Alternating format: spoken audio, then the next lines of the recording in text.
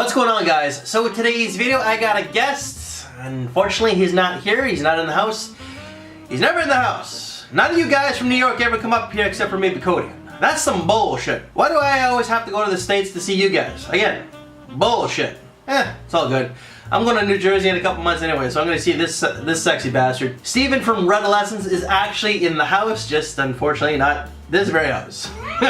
Steven, I will see you in a few months. But everyone, we're actually going to get Steven's take on a sample review. So we actually both have a sample from a line that I don't think has ever been done in the YouTube fragrance community. It's going to be from the House of Cartier, or Cartier, their luxury line, and it's Les Heures de Cartier, leur Folle, X5, I don't know. I failed Roman numerals, so I really don't know. So X10, fuck, I don't know. So this fragrance is actually launched in 2009. Because I only have a sample, let's see a picture as to what the bottle looks like, and then Steven, why don't you get this started?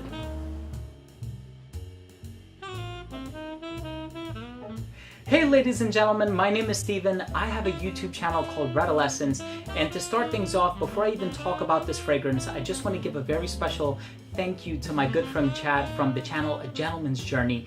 This is not the first collaboration that you have hosted on your channel, and I want to thank you so much for making this possible. Let's go ahead and talk about the fragrance now. So it's funny because we were looking at each other's collection online, and you know, whether it be a bottle or a sample, and we were talking about what fragrance should we review, one that we both have a sample of, and we wanted to pick something that hasn't really been talked about in the community as of late, something a bit more obscure, and we said, you know, what about Cartier? And I have the entire L'Heures collection. I think it was given to me a few years ago by Daniel. So Daniel, if you're watching, thank you so much for hooking it up. And I won't be able to stand it up because it has a round bottom, so I'm just going to hold the sample the whole time. This is going to be number 10, so it's indicated by the Roman numeral 10, which is an X, right? And in this particular fragrance, I wasn't a fan of it initially, I do have to admit, and the reason why I didn't like this one initially is because I have a sweet tooth, or a sweet nose, so to speak, and there's one of the collection that had like a powdery chocolate vibe, like a cocoa vibe, and so I always gravitated towards that fragrance. And some of the other ones, truth be told, are feminine, and I would have a hard time recommending them, especially to my male subscribers out there. And so I kind of overlooked the rest of the collection, and then when I revisited this one, I noticed that it had a pretty unique note breakdown. It has like grenadine, it has ivy, it has blackcurrant, red currant, it has a bit of a rosy feel to it.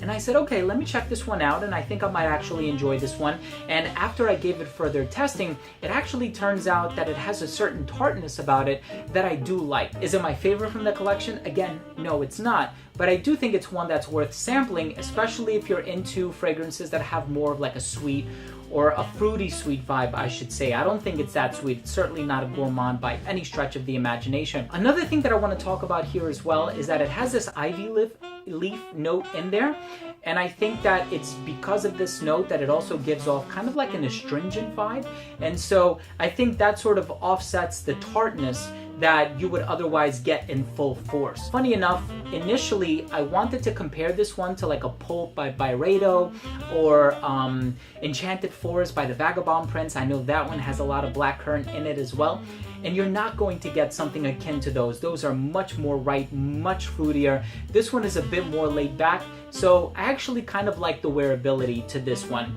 I think the other one is really more so for connoisseurs, people who are really in it for the art of the fragrance. This one, on the other hand, is very wearable, and so I don't even know what you think about this one, Chad. I'm only finding this out today, because I guess today is the day that you're publishing this, so I'm glad that I have the opportunity to see what you think of this one as well. I do think it's a solid release. It's definitely one from the house that I feel more confident recommending to people because it's not as feminine as some of the other feminine leaning ones, and I know this one has been around for a long time. I think since 2009, the perfumer is Mathilde Laurent. And so, Chad, thank you so much for having me on your channel, my friend. I really do appreciate it.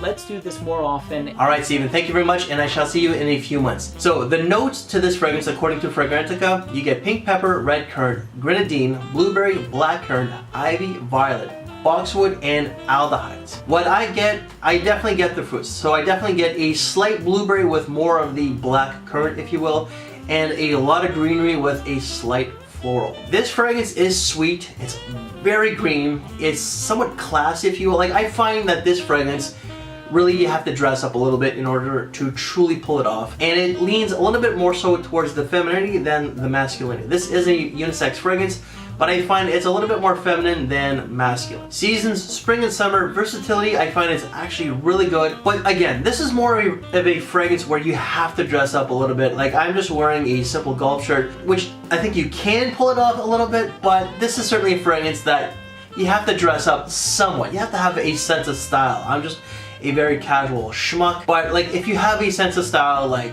Jeremy Fragrance or Aaron Marino for Alpha M, I find that this is when this fragrance certainly shines. But you can wear it from like a business casual to a very formal setting. Longevity, this is an eau de parfum. This lasted about 8 to 9 hours. Mind you, this is just a little sample where I don't like these types of fragrances where you just gotta dab it on your skin, so at times I poured it on my skin. So I got 8 to 9 hours, and projection was maybe about an hour. This one was a little bit harder to gauge, but we'll say an hour or less. Prices on this one, so this is really expensive. Now, out of a lot of the designer companies out there that have a luxury line, this is probably on the more expensive end. $300 is what I saw on the official Cartier website. I did not come across this at any other place. Like, I couldn't even, hell, I don't even think that Neiman Marcus or Saks carries this. I haven't even seen it on any of online discounters. I did get this very sample on Fragrance Net for about $10, however. My wife saw this one, she thought it was fruity green, she liked it,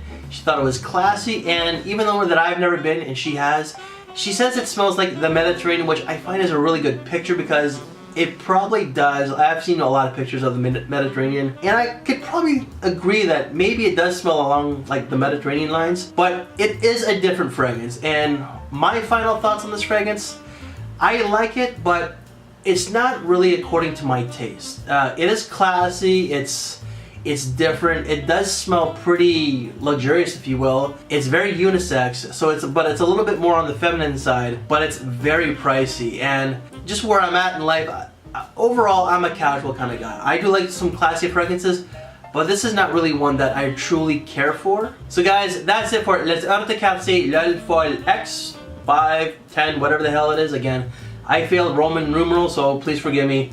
I'm not exactly the most professional in this video, but sometimes I want to be a little bit less professional, if you will, a little bit more sarcastic. Good scent just now for me. Steven, I thank you very much for doing this video. So everyone, what I'm going to do is I'll attach Steven's link down below just in case you've never heard of him.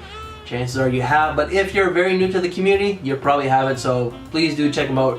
One of the best guys in the community. So everybody calls him the professor, and for very good reasons. So Steven, I thank you for doing the video. I thank you for your friendship. I shall see you in September. So guys, that's it for our review. If you like this video, please give it a big thumbs up. Share the video, subscribe if you haven't.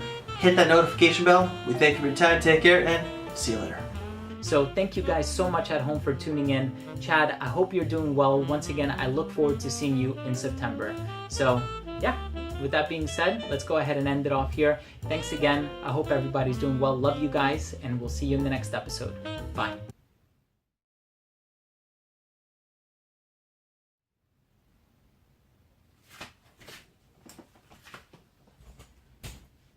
Chad sucks.